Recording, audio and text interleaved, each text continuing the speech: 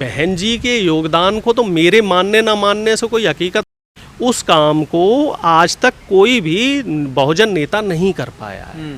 देखिए, वो नींव जो मान्यवर कांसीराम जी ने रखी थी, जो संघर्ष मान्यवर कांसीराम जी ने किया था, उसके लिए जो आगे जब कहते हैं ना, जब पेड़ लग जाता है तो पेड़ लगाने का काम मान्यवर ने किया, और जब पेड़ से फल आने का टाइम हुआ तो जो खाद बीज डाला गया और जो समाज को फायदा देने की बात हुई, चाहे वो अति दलित हो, अति पिछड़ा हो, चाहे वो शोषित वंचित समाज हो, किसी भी जाति का हो, उस आखिरी पायदान तक उस व्यक्ति को फायदा पहुंचाया है तो बहन मायावती जी ने। आलोचना क्यों होती है? देखिए, आलोचना होगी, जो व्यक्ति काम करता है आलोचना उसी की होगी।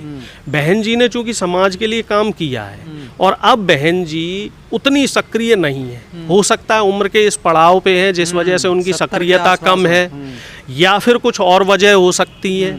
जो भाई, जब कोई व्यक्ति सत्ता में रहता है तो आसपास में कुछ जो मनुवाद को मानने वाले लोग, सतीश मिश्रा जैसे लोग, ऐसे लोगों से भी घिर जाते हैं। हो सकता है इन लोगों ने उनको कुछ गलत सलत उल्टी सीधी पट्टी पढ़ा रखी हो। और अब बहन जी चूंकि उतनी सक्रिय नहीं है और शक्तिशाली व्यक्ति जिसने अपनी शक्ति का प्रदर्शन पहले किया हो, खूब बढ़ चढ़ के किया हो, और अब वो व्यक्ति शांत हो जाए तो निश्चित तौर पे चर्चा का विषय बनता ही बनता है। और इसी वजह से बहुजन समाज इस समय खिन्न है। बहुजन समाज को चूंकि खिन्नता वो नहीं है कि बहन जी समाज के लिए कुछ नहीं कर रही हैं, खिन्नता इसलिए है कि बहन जी जिन्होंने समाज के लिए इतना कुछ किया है, अब वो संघर्ष के समय पे उनका संघर्ष जो है, पार्टी को जो मनोबल बढ़ाने वाली बात है तो वो मनोबल भी बढ़ाया जाए। जो कार्यकर्ताओं से जो मीटिंगें हैं वो मीटिंगें होनी चाहिए। दूसरे लोग तो आलोचना करते थे, ठीक है, लेकिन अब तो उन्हीं के समाज के लोग करने लगे ना आलोचना। वो मैं बता तो रहा हूँ, लोगों को उम्मीदें हैं, अब उम्मीदों पे बहन जी खरी नहीं उतर पा रही हैं तो इस वजह से लोग बहन जी से नाराज है। और हमें पूरी उम्मीद है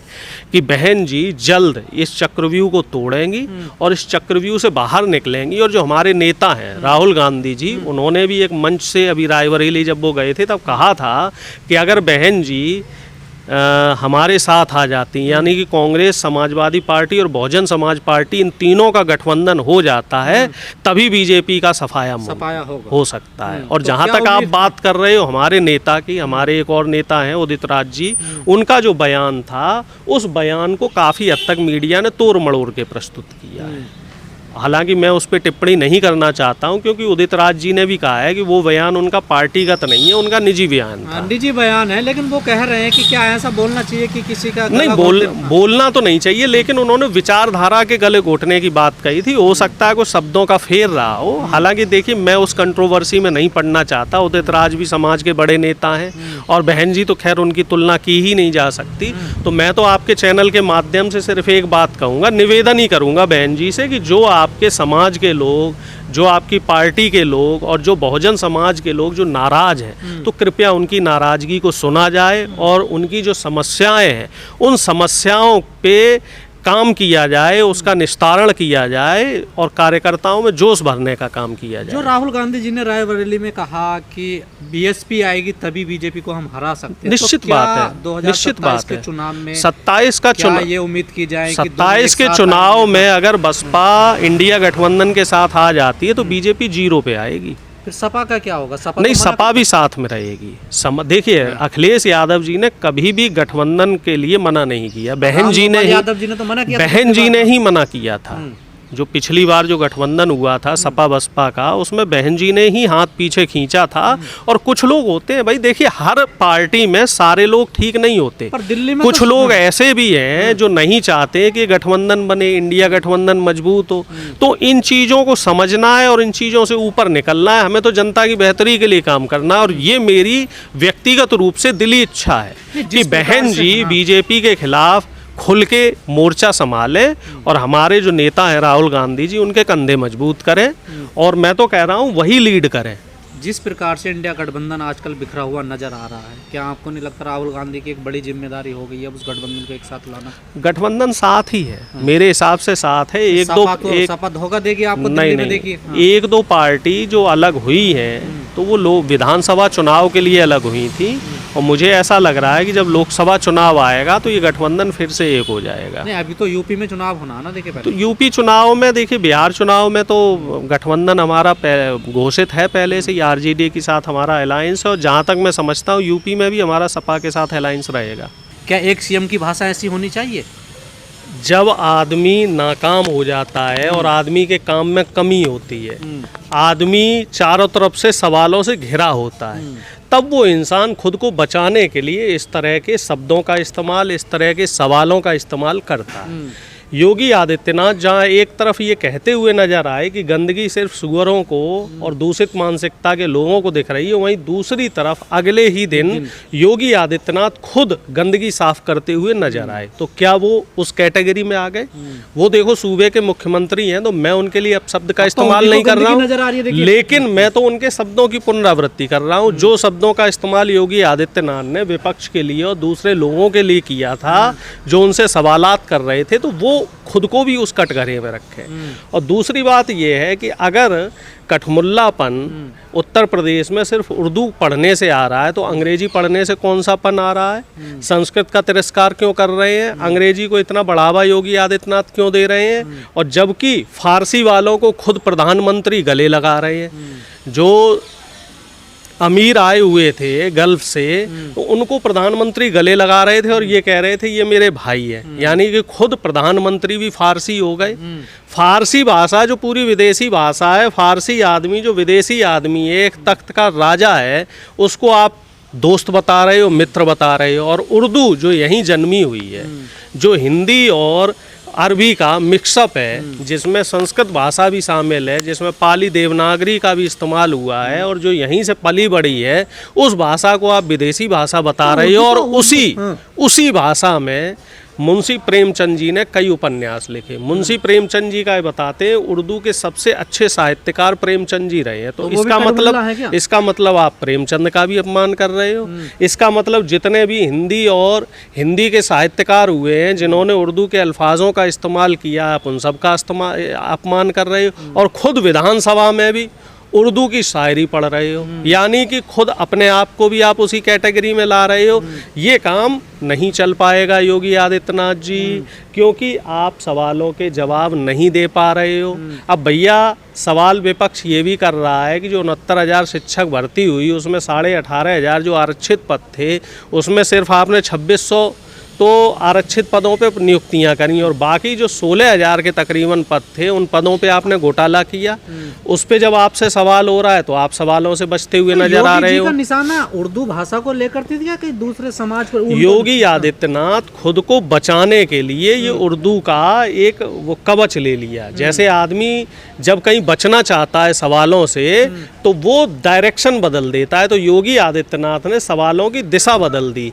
इन पे कुंभ पे सवाल हो रहे थे कि कुंभ में इतनी अव्यवस्था, इतनी गंदगी, इतने लोगों की जो मौत हुई है, मौत के आंकड़े सरकार से पूछे जा रहे थे, इतनी जो अव्यवस्था हुई है उसके लिए सवाल विपक्ष कर रहा था। योगी आदित्यनाथ से अखिलेश यादव ने भी सवाल करे हैं, कांग्रेस के बड़े बड़े नेताओं ने भी सवाल करे हैं, और दूसरे कई सवाल और भी आ रहे हैं। जो बीजेपी के नेता हैं वो ये कह रहे हैं कि जो कांग्रेस के लीडर हैं, चाहे वो राहुल जी हो या प्रियंका जी हो, ये कुंभ नहाने क्यों नहीं गए? इस तरह के भी सवाल, मतलब उल जलूल सवाल किए जा रहे हैं, जबकि इन सवालों का और इस तरह के सवालों का कोई और छोर नहीं है। तो ये गैर संवैधानिक शब्द नहीं लगता आपको? इन्होंने एक तरह की गाली नहीं होगी? देखो ऐसा है, जो कठमुल्ला है इसको आप हिंदी में पोंगा पंडित भी कह सकते हो। धर्मांधता को लेके कठमुल्ला शब्द बना है, और इस शब्द का जो मतलब है वो कई गोदी मीडिया के पत्रकार भी नहीं बता पाते हैं।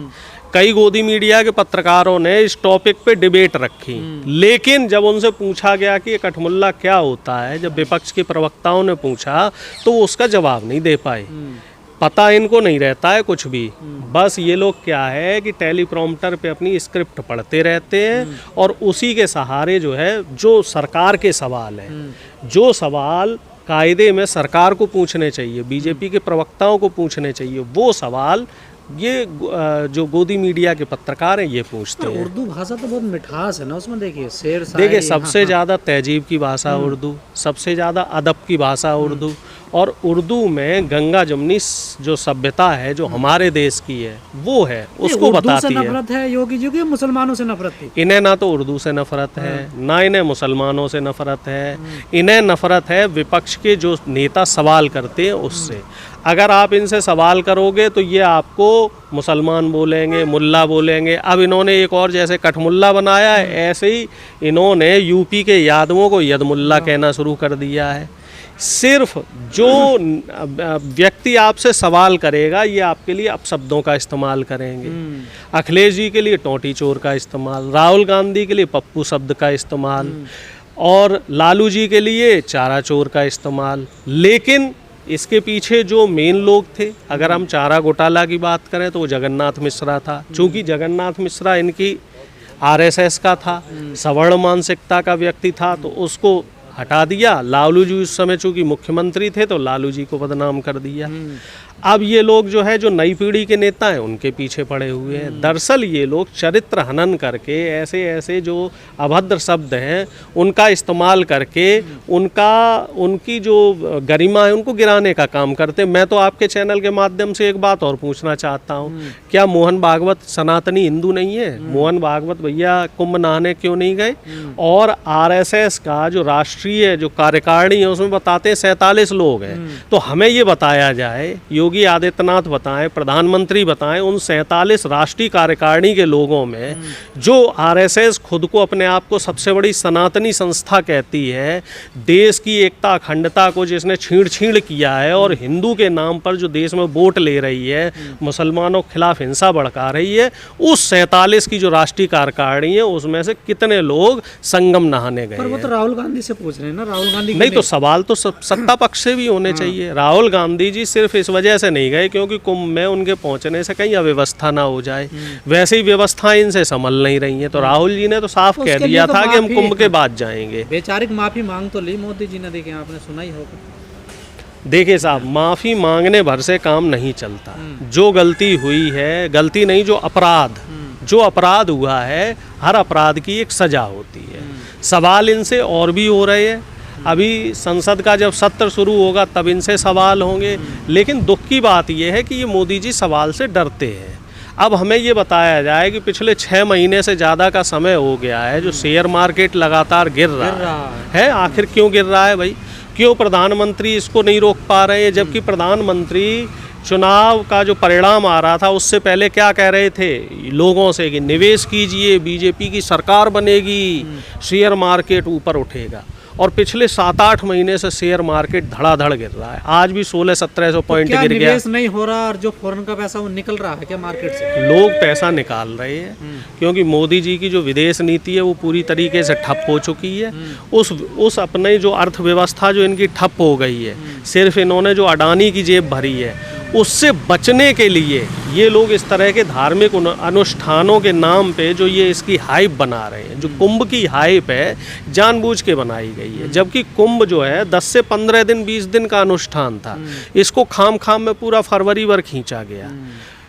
इतनी अव्यवस्थाएं हुई। आप ये बताओ, एक हालांकि ये सवाल नहीं करना चाहिए लेकिन मैं फिर करता हूँ कि एक परीक्षा उत्तर प्रदेश की 10वीं और 12वीं की परीक्षा एक धार्मिक अनुष्ठान के लिए आगे टाल दी गई। ये भैया कहाँ ठीक है, कहाँ तक ठीक है? लाखों बच्चे इससे प्रभावित हुए। क्या ये न्याय संगत है?